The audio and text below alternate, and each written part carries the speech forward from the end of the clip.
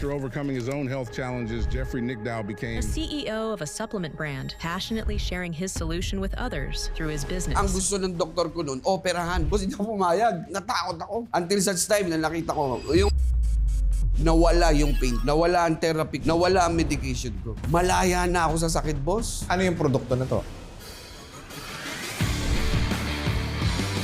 Ito yung Be My Beauty Marketing Incorporated, boss. Ito naman ang kwento niyan. Way back 2020, boss, nagkaroon ako ng lumbar problem. Ito yung sciatica nerve, disc bulge. Ang tendency nito, boss, severe back pain. Siguro nga, for all the hard work ko noon, Sinisigil ka lang. sinisigil ako, boss, sa likod. Grabe, boss. Hindi ako makatayo ng matagal, hindi ako makalakad ng malayo. Tayo, upo, higa, lakad, boss. Puro aray ako. Imagine mo yung nerve mo, boss, sa likod, pinipisil. So, ang tendency niya, boss, severe back pain, gumagapang hanggang left leg. Nagpa-MRI ako, boss, na-discover sa akin. Yung spine ko, meron disc bulge. Pinipinch niya yung nerve, so nadidehydrate ito, boss. Bababa. Ang tendency, severe back pain. So, sabi ko, ba't ako may ganito? Akala ko, boss, ito yung sakit lang na bukas, makalawa, wala na. Boss, halos 2 years akong nagsakripisyo, nagdusa rito, boss. Ang gusto ng doktor ko noon, operahan, bubuksan daw ang spine. Boss, hindi ako pumayag. Kasi may mga kasabay ako sa clinic, nakakalakad pa nung una, nung na-operahan, naka-wheelchair na eh. Yung iba, umiksi pa yung binti, natakot ako. So sabi ko, baka may alternative. In-offer sa akin, physical therapy. Wala rin akong choice, talagang ginrab ko yun, boss. Physical therapy, chiro, acupuncture, lahat ng alternative. Sabihin mo sa akin, gagawin ko. Boss, wala na akong pakialam sa pera, kahit magkano yan. Ang importante, gumaling ako. Kasi hindi ko na ma-enjoy yung buhay ko, boss. Ang lungkot. Imagine mo, lahat ng activities, even yung kaligayahan ng lalaki, apektado tayo doon. Sabi ko, sinong taong magbibigay sa akin ng kaginawahan, bibigay ko yung franchising ko sa kanya, boss. Umabot ako doon. Kahit yung buong kumpanya mo. Oo, boss. Basta pagalingin mo ako. Boss, ang pera, kaya kong kitain yan. Sa physical therapy ko, halos gumastos akong milyon. Out of desperate, boss, umabot pa ako sa albularyo. Hopeless na ako, boss eh. Kindatan mo nga lang ako nun, sabihin mo lang gagaling ako, bibigay ko lahat, meron ako sa'yo. Ano nangyari? Boss, wala. Lahat temporarily. Until such time na nakita ko yung Dear Placenta. Ni-research ko rin, pwedeng makatulong sa akin. So may nagbebenta rito, foreign company that time. 20,000 per bottle. So bibili ako. Ano ba naman yung 20,000? Mas nga ako ng almost million, di ba? Kaya lang nung bebentahan na ako, ayaw ko bentahan ng